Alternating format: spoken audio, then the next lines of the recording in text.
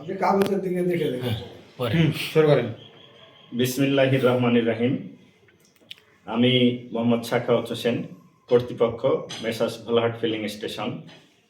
বিষয় messrs Bholahat filling station সংক্রান্ত মিথ্যা অপপ্রচার প্রসঙ্গে সম্প্রতি বিভিন্ন যোগাযোগ মাধ্যম, বিশেষ করে ফেসবুকে মেসার্স ভোলাহাট ফিলিং স্টেশনের নামে কিছু অপপ্রচার করা হয়েছে, যা সম্পূর্ণ মিথ্যা এবং ভিত্তিহীন।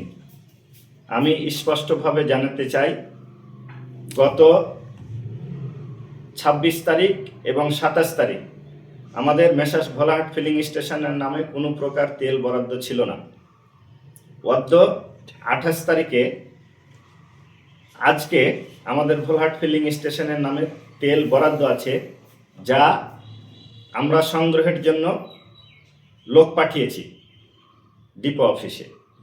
এই তেল আমাদের ফিলিং স্টেশনে পৌঁছালে ট্যাগ অফিসারের নির্দেশনা মোতাবেক বিতরণ করা হবে। আমি সকল ফেসবুক ইউজকারী এবং যোগাযোগ মাধ্যমকে অনুরোধ করব, যাচাই বাছাই ছাড়া ভোলাহাট ফিলিং স্টেশনের নামে অপপ্রচার না করার জন্য বিশেষভাবে অনুরোধ করছি। সবাইকে ধন্যবাদ।